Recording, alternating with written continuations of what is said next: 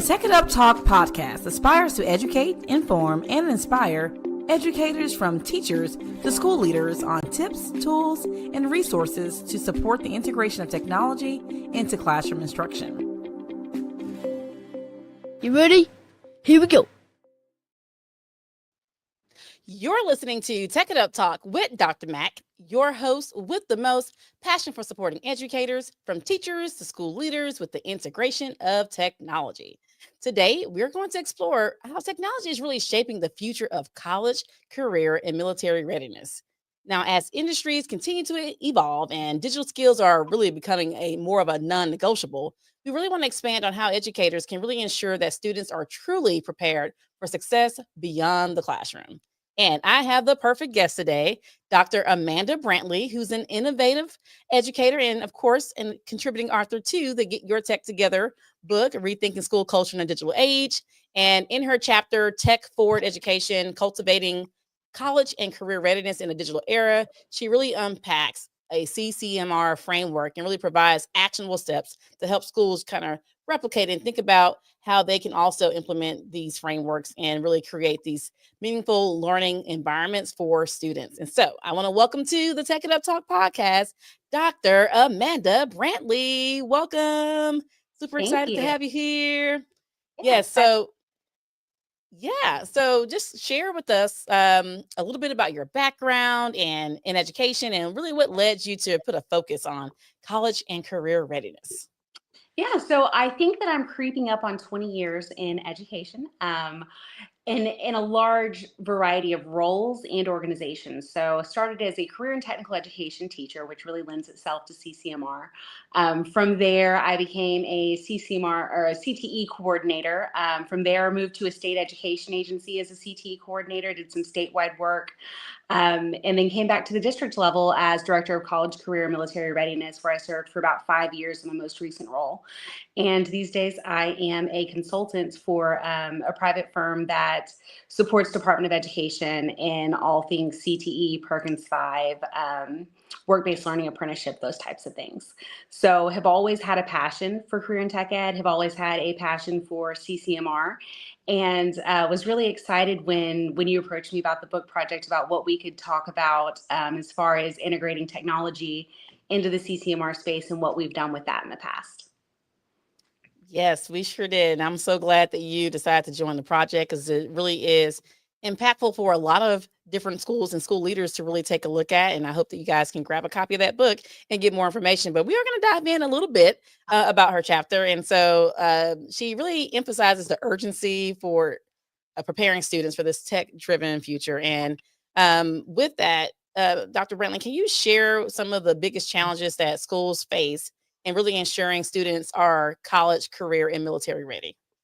Yeah, so when we think about college, career, military readiness or post-secondary readiness, we need to make sure that our students are prepared not only for one of those avenues, but for all three.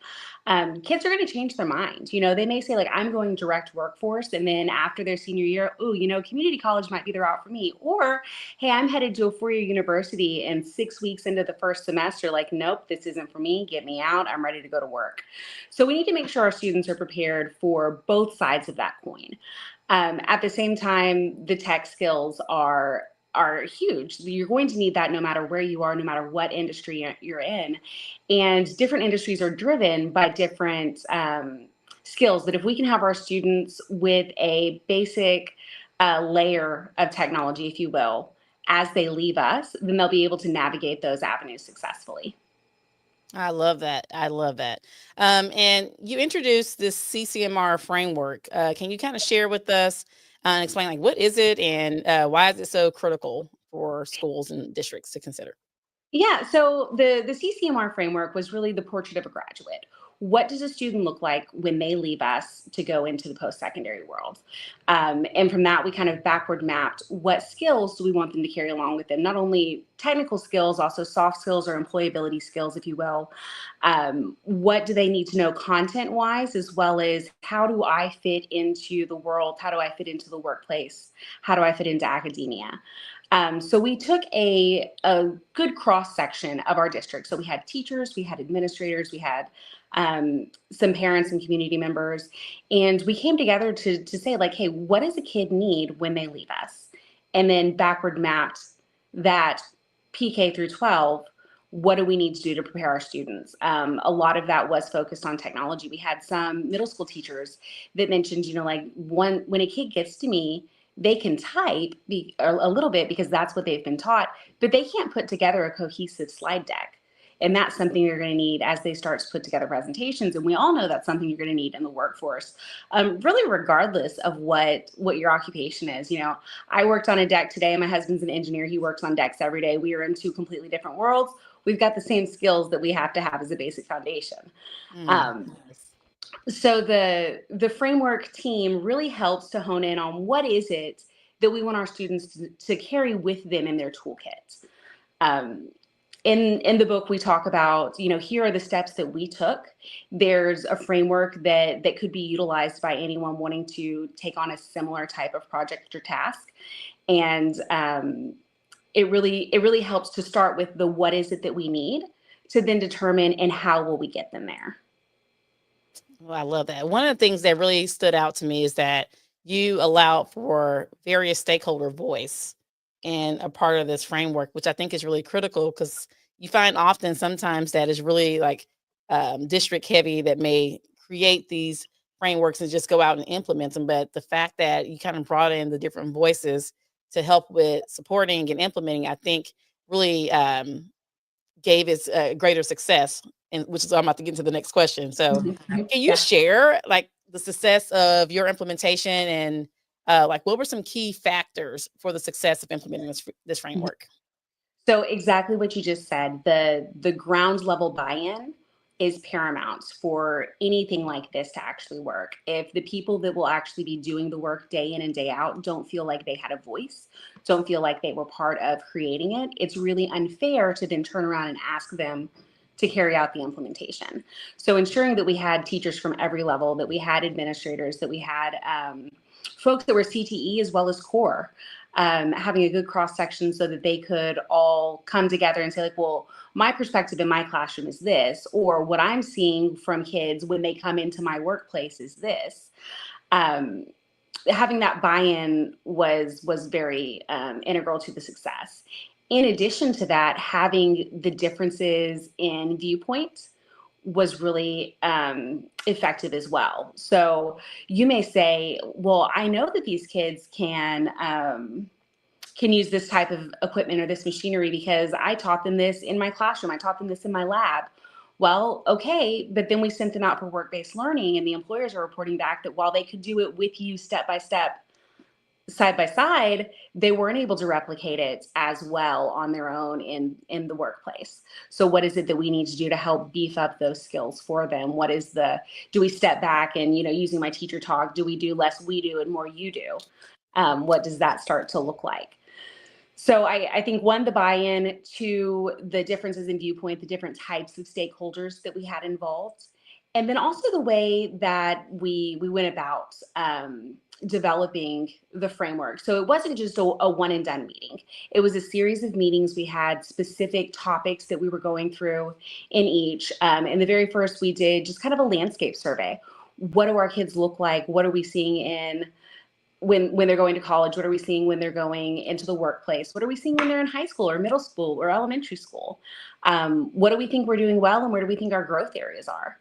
From there, we went into what does a student look like when they leave us and they're going to be successful? What is success? And then the third meeting was, and how do we wrap those things together? So I think those kind of three things, the buy-in, the cross-section, and having a clear plan. I love that. The buy-in, the cross-section, having a clear plan.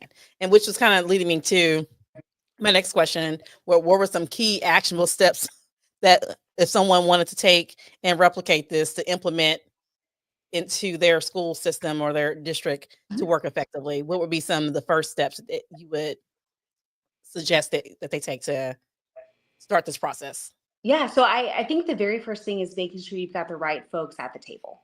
Really thinking through who your stakeholders are, what industry members, what workforce members, what teachers, what other educators, what counselors, And then also, some young alumni are always a great opportunity to have at the table as well.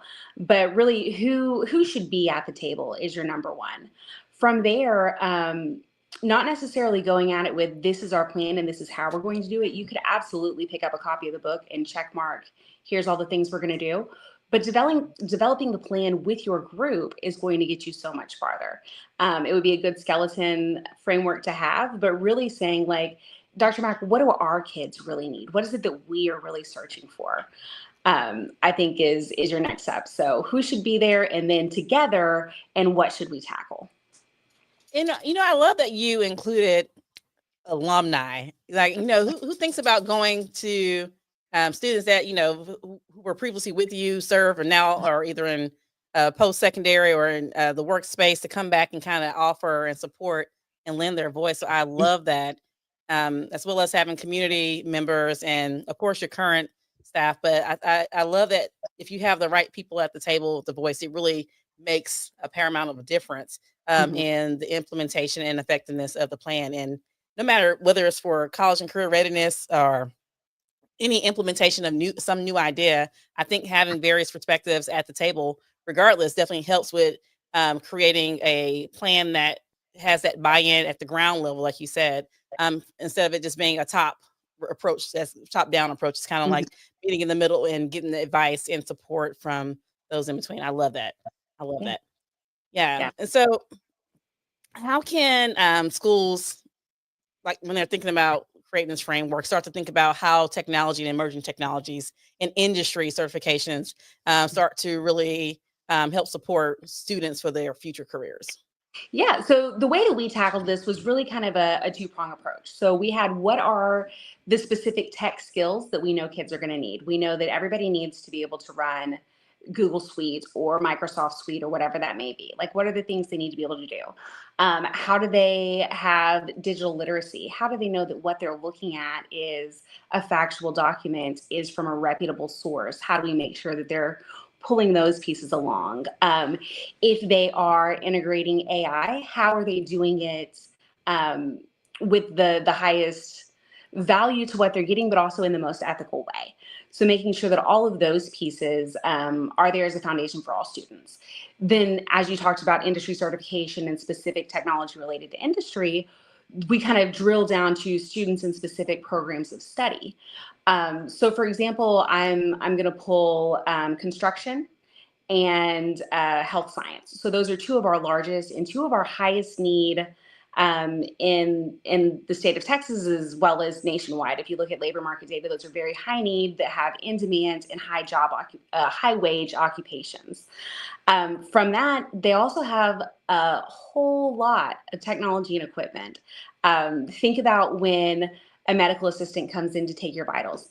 They're not jotting them down on a piece of paper anymore. They've got the screen right there with them, and they're logging all of those things that the doctor there or the doctor across town can pull up and see immediately. So making sure they've got that literacy.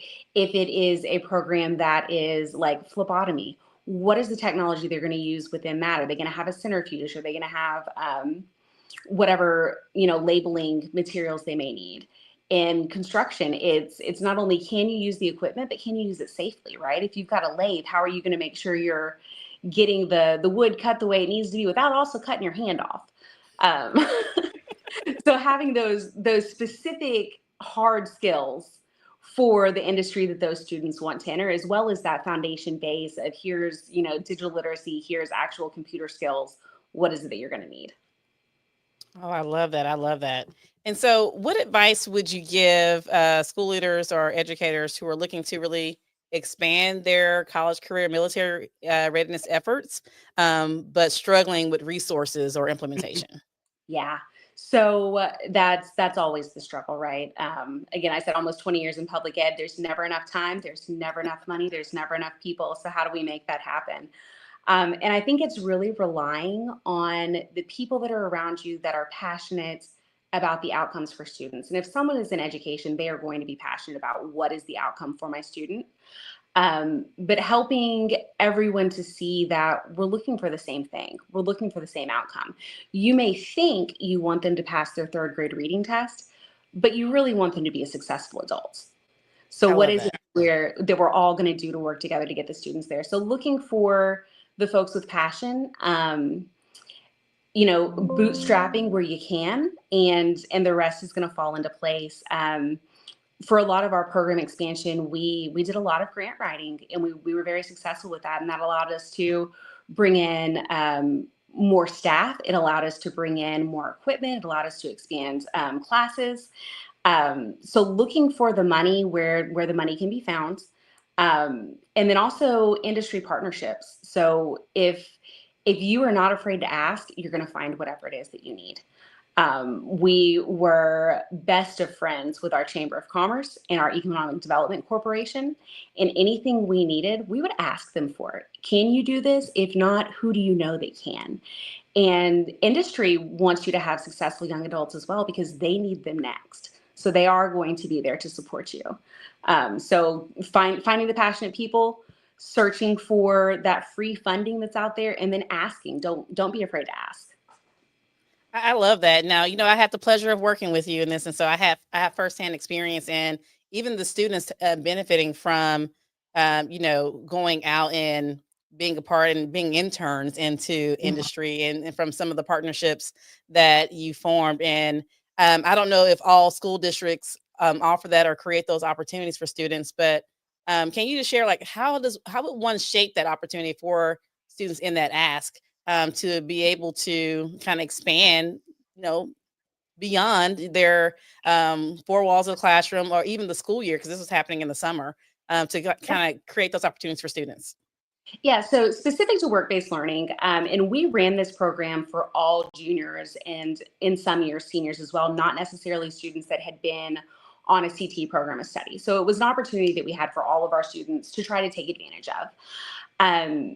We ran we had three programs. So we had a mentorship, we had an internship that was through a grant from the state education agency, and then we had an internship that was through the Workforce Commission through WIOA funds, which are federal funds that all states have available to them. The funding through the state was a pass-through of state CTE funding, so it was specific to a bill that was passed in Texas 2 sessions ago. However, I think that Perkins 5 would absolutely lend to that, which again, everybody in any state would have access to those funds. So either of those you can run with federal funding. The mentorship really was born out of need from COVID. So we had a ton of health science students that we normally would send through rotations. They would go to hospitals, they would go to doctor's office, they would go to physical therapy clinics, and they would shadow through all these different rotations. COVID happened, we couldn't send them into medical facilities. So we thought, how can we pivot? What can we do?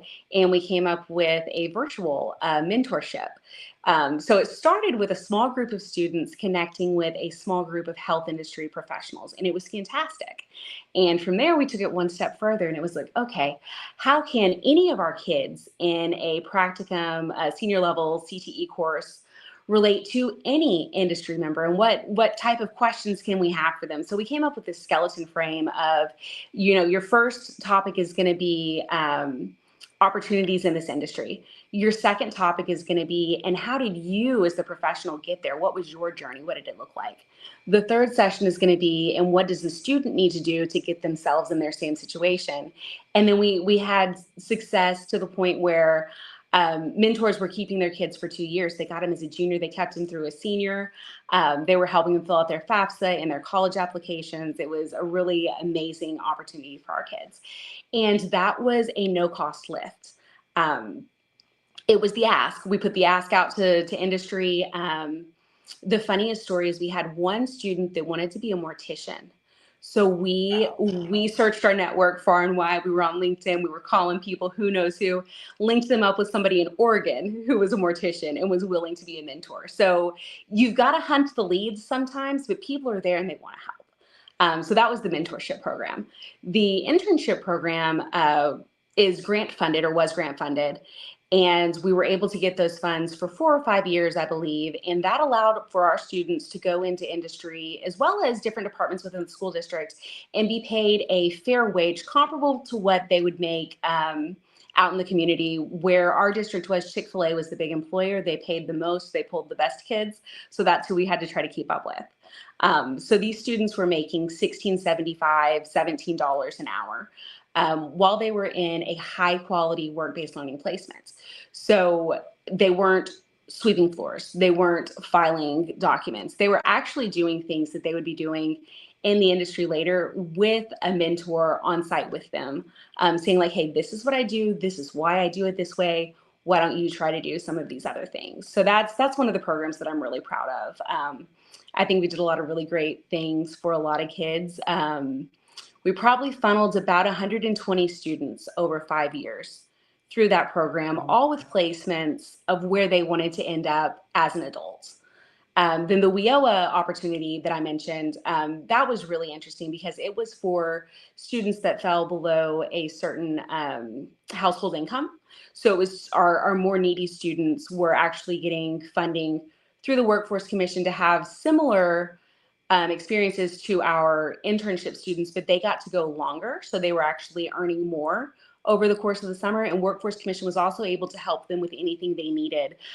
For example, we had some students that went into a welding placement, and Workforce was able to buy their safety goggles, their steel-toed boots, and that type of PPE that they needed to show up day one on the job site. That is amazing. And, I had the privilege of, being, a mentor, and I definitely can attest to, we were not sweeping floors. They were not filing any papers with me. They were actually learning how to plan, implement real digital skills. We were setting up events for teacher in service, marketing, promoting, going to locations and speaking to people. And so I love that. And I wish that, that was just a normal model in all schools. And we're talking about public education, everyone. This is not just, private schools or your charters. These are happening in public schools, and our students are getting these opportunities that really can make the difference for them. And I love that. And so if there is one key takeaway that you can share with listeners to remember about cultivating college and career readiness in this digital era, what would it be? I think it's look for your buy-in, and that goes not only with your stakeholders who are helping to develop and implement the programs, but also the people you need to make the programs go. So developing the relational capacity to say like, hey, this is what I need. This is what I can provide to you. And this is where I need you to take me from here. So really just cultivating that buy-in with industry, with your Chamber of Commerce, with teachers, with campus principals, and with students and parents, of course. I love that. And so for anyone who's watching or listening, how can they connect with you? Maybe they want to learn more about this CCMR framework and get more insight of all the great things you've done and continue to do. How can they connect with you? So the easiest way is probably my Instagram, which is @_the_job_lady. I do have a site. It's currently down. It'll be back soon, but it's thejoblady.coach.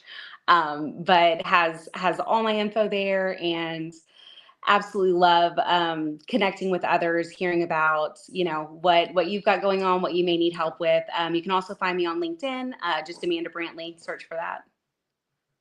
All right, Dr. Brantley. Well, thank you so much for sharing your expertise on college, career, and military readiness, of course, and the power of the CCMR framework that you share in the book in preparing students for success and supporting schools. And so for those of you who are listening, you can read more about this chapter in this framework in the Get Your Tech Together book. It's definitely a must read, looking for ways to implement actionable strategies for student success. Then make sure you get a copy of our book. And so if you're ready to take that approach for college and career readiness to the next level, we hope to hear and see that you have a copy of that book and connect with Dr. Brantley for more insight. And so, as always, I want to thank you guys for tuning in to Tech It Up Talk with Dr. Mac, where we explore how to level up learning with technology. And until next time, keep innovating, keep inspiring, and keep leading with tech.